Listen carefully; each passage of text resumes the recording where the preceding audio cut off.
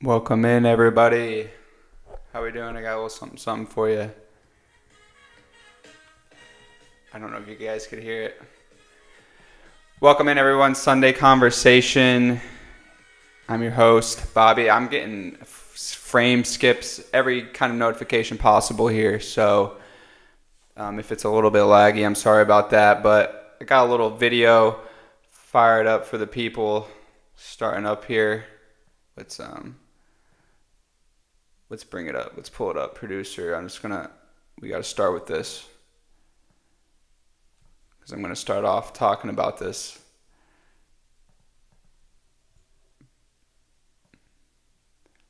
Oh, brother, where is it?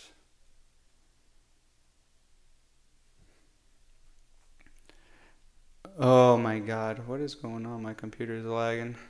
All right, whatever. We'll talk about that in a minute. But welcome in, everyone. Sunday Conversation. My name is Bobby Neishman. If you guys are tuning in, thank you. Appreciate it. I know a lot of our viewers, a lot of the gentlemen in the Taylor's Code are out east, so they're not able to join us tonight. Sorry about that, fellas. Wanted to get on earlier, just couldn't make it happen. But we're here now. We're here live, so appreciate everyone tuning in for our Sunday Conversation. So what I wanted to talk about today was a few different topics. Obviously, we have a lot going on in the world and the spectrum of politics and all that kind of stuff, and crypto booming, markets booming, everything coming together as we expected and as we've been talking about over the past couple of months. So if you're not involved in the crypto and not seeing kind of some of the plays that we've been putting together, I would definitely check out the link in my bio in the Taylor's Code. Get in there, check out some of the plays, some of the stuff we've been talking about. Reach out to me directly if you guys want to get in a small net group where we talk about our different plays and cryptocurrency stuff. So if you guys not, check out the Taylor's Code. Other than that, I was going to, I don't know what happened to the video. I think I found it now. Let me pull it up just to get the people fired up. I don't know how to work this Mac. I don't know what's going on. Let me get this. Here we go.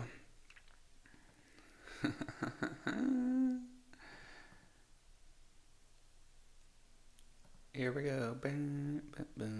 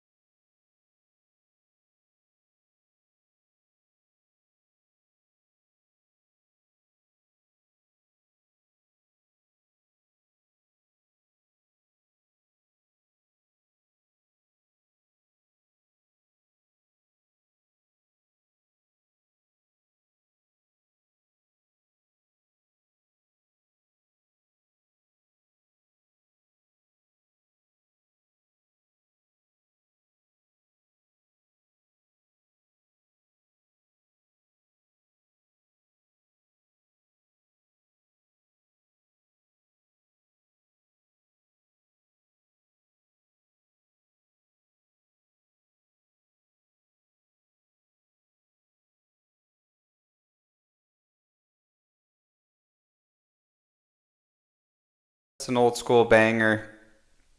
If you guys don't know what that one is, I wanted to show some of the stuff going on in the world, and I saw this video here from athletes all around the world, athletes in the NFL, the UFC, getting behind the culture of what is going on with the presidential election. People used to be scared to speak up, scared to voice their opinions, especially in professional sports where we've seen different things happen over the years with people getting in trouble with the law, and then they would back a political opponent or a political person, and then they get canceled or taking a knee like Colin Kaepernick did back in the day, and just a lot of scrutiny that goes along with it. But you're starting to see that people don't care anymore. People really are ready to voice their opinions and support for different candidates, and especially Donald Trump. So let's take a look at this one. This is today in the NFL, and then the UFC event last night.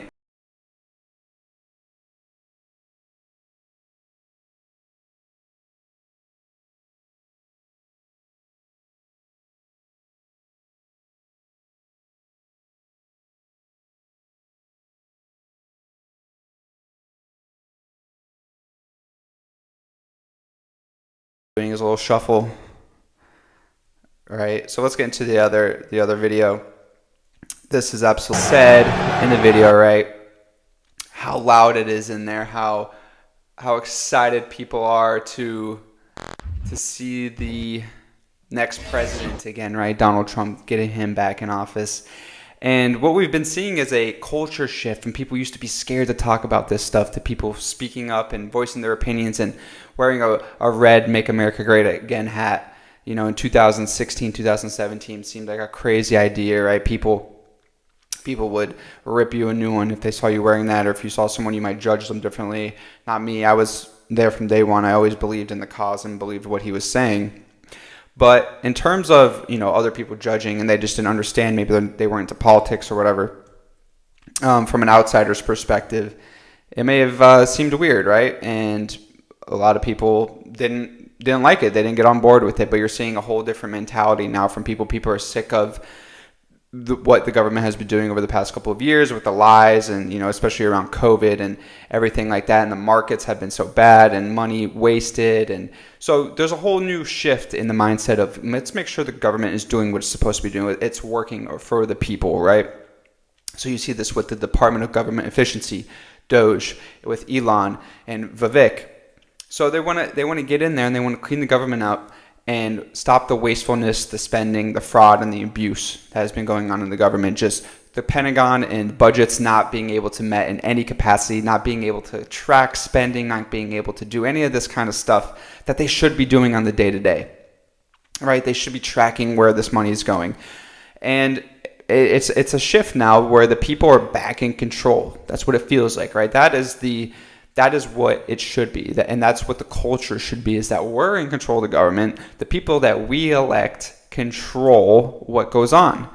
But that hasn't been the case over decades. Even while Trump was in office, it felt like his first couple years in there, he didn't actually know how to govern the machine, right? He didn't realize that how many unelected bureaucrats were actually controlling different aspects, especially around all these agencies, the three-letter agencies, the CIA, FBI, all the other ones, the health ones, and CCD, NCI, all those different stuff, the National Health Institute, NIH.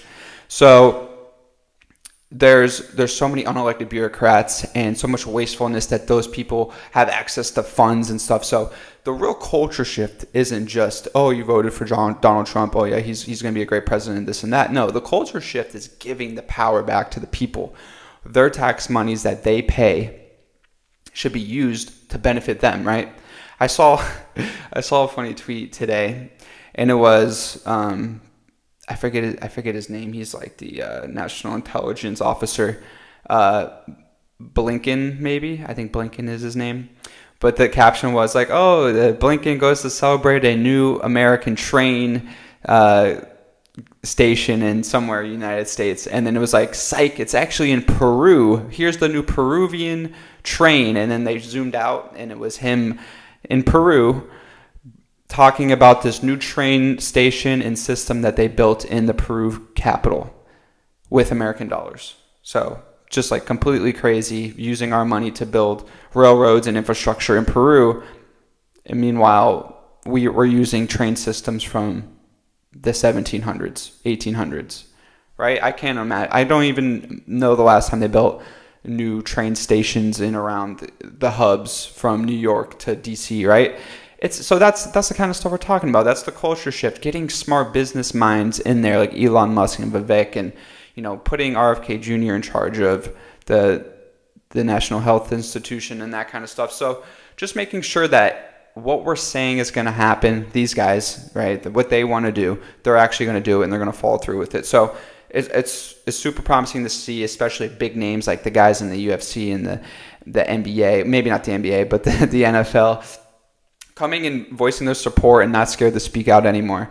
Also, I forgot to mention, the painting is now here. Check it out.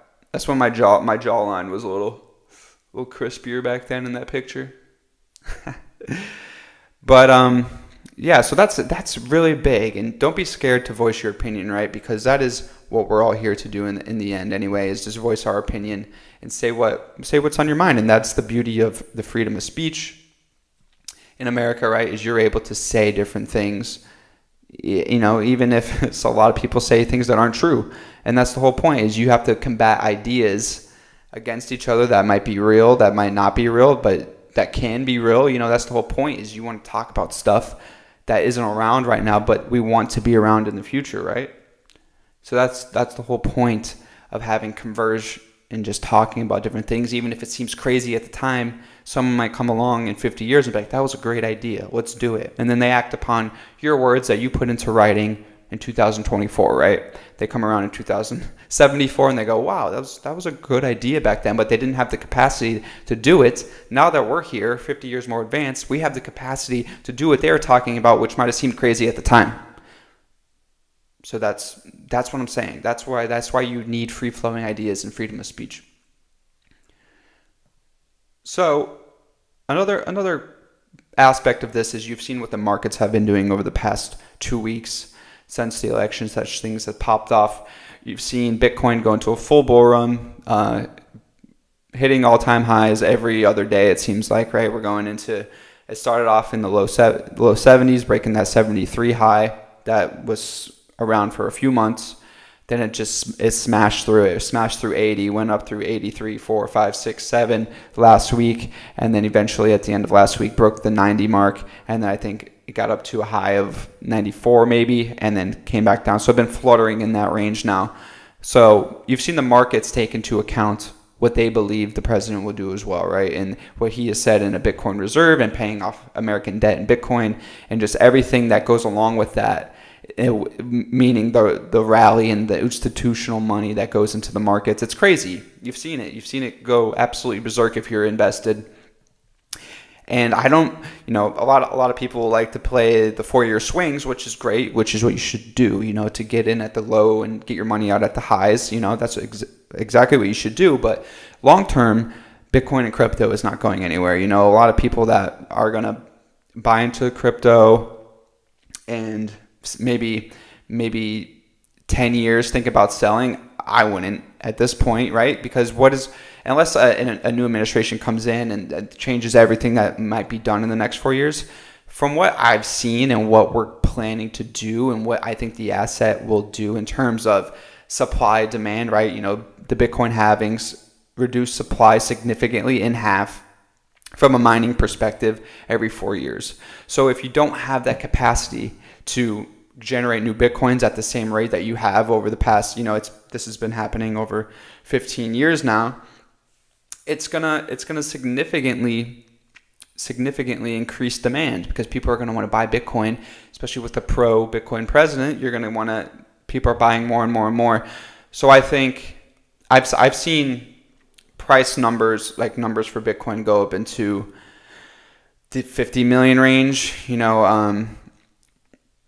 I've seen it go even higher than that, but I don't, can't believe that now. But in terms of 10xing from where it's at now would be $1 million. And I think that's very possible. I think to reach the number one asset class, it's going to have to surpass gold around the $14 trillion market cap. And I think it certainly has the potential to do that. So that'd be about a 14, maybe about a 10x from where it's at now. So completely possible, right? Completely possible to 10x, become the number one asset class in the world, which I think it absolutely can be.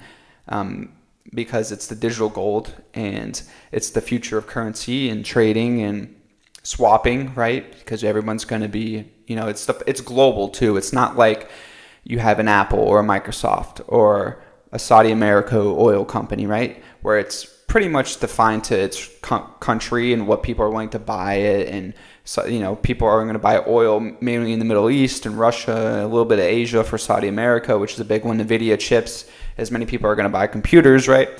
But with Bitcoin and with cryptocurrency, everyone's going to want to get in on digital money. Even people that don't have a lot of maybe USD to buy into it, whatever their currency is, and not as wealthy nations, they're still going to be able to buy in at some point with their money. And the rich people in those countries and the top 1% around the world are definitely already probably bought in. So that's the thing, is it kind of levels the playing field for now, until so much money gets in that your initial investments aren't going to mean much.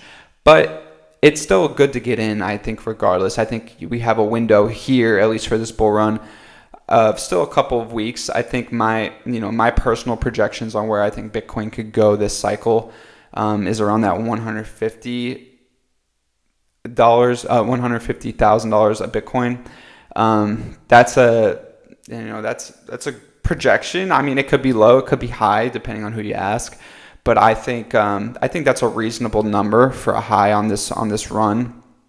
But like I said, could be low, could be high, depending on who you ask.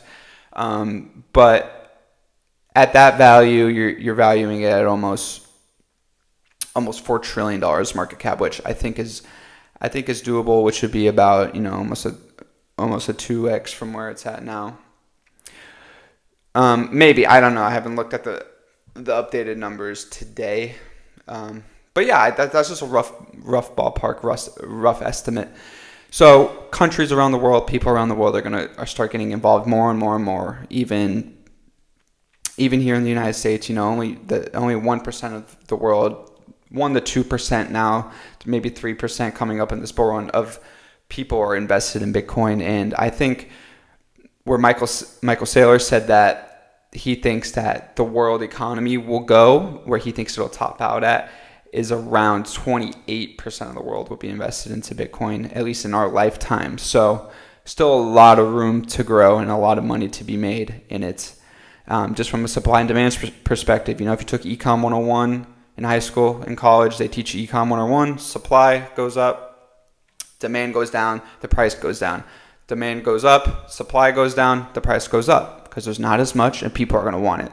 So from a basic econ perspective, the price is going to keep going up and up and up. But any questions in the chat? Any fellas here? Days in the East. I know we got the fellas out in the East. So late night stream for them. But I mean, in all reality, guys, so much money to be made. Like, don't waste the opportunity. I want to take a look at my profile here and see if I'm lagging, because I'm lagging on my screen. Let's see.